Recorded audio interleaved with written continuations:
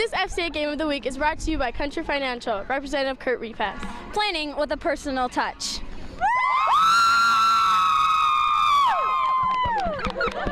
And at right tackle, 6'3", 265, and a junior, Big John Rand. The quarterback for your Warriors, 6'2", 175, and a senior, Trey Morse. The undefeated Sterling Golden Warriors enter new waters, Final Four football against a team that's been there and done that, Chicago Phillips, a team that's also undefeated with a couple of impressive wins along the way. Two other Final Four teams, Loyola Academy and Chicago Raby, just the way the Warriors wanted. Cold and wind, but no rain as these two outstanding teams connect.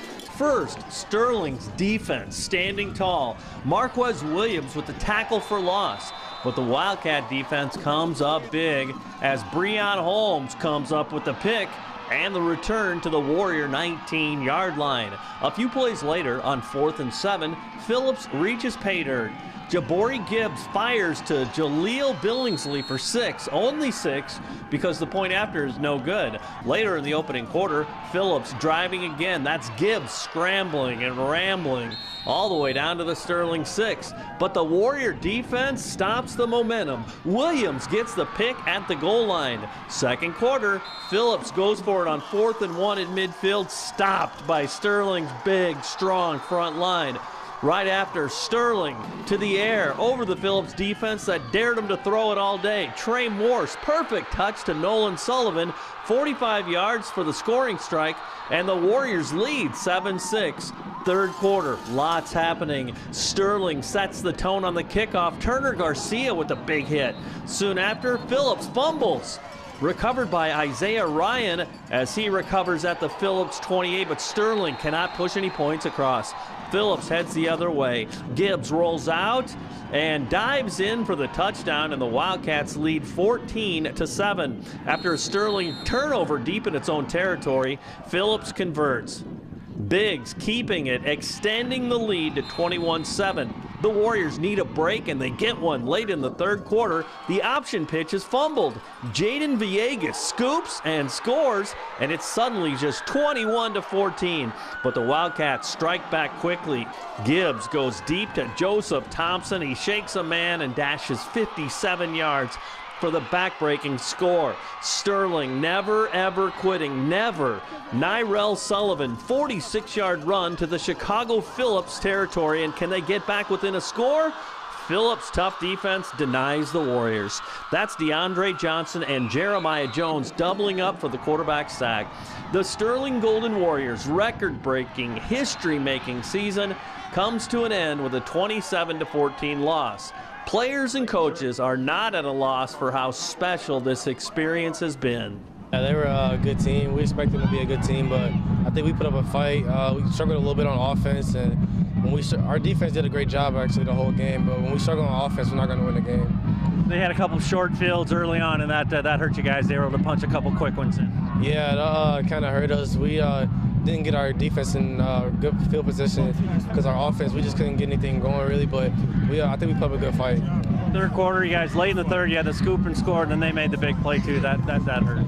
Yeah, we thought we took the momentum with that scoop and score. We were kind of excited on the sideline. Then for them to go out there and score on that first play, that kind of hurt us. It was a little hard for us to fight back.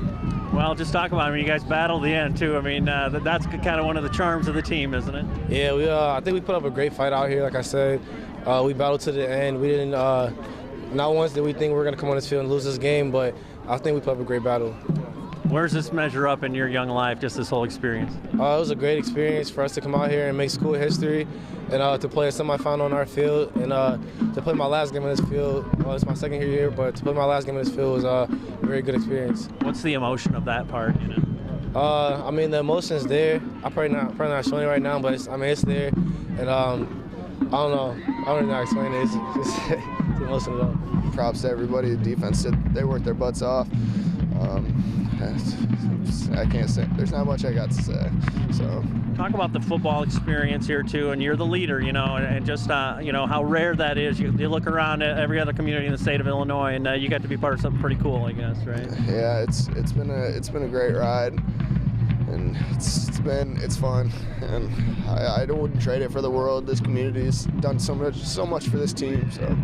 How about the emotion of that it's been such a family thing for you guys too? This legacy is pretty special. Yeah, we didn't want to let our brothers down on the field, and we worked our butts off, and that's all we can ask for.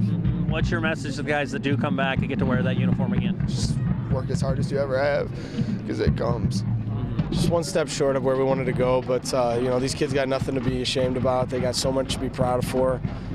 You look around our community and what these people, what these kids brought to this community and people throughout our community. It just goes to show you how important high school football really is. And we didn't come out on top today, and I'm disappointed about that. But and I know obviously there's a lot of people disappointed about that, but there's too much darn good, that's going to come from what we did this year to dwell on, one day. And we played a really good football team today, and wish them the best of luck moving forward. But we're going to be back. This is what this is the expectation now. And as a coach, this is my job is to get us back right here where we're at.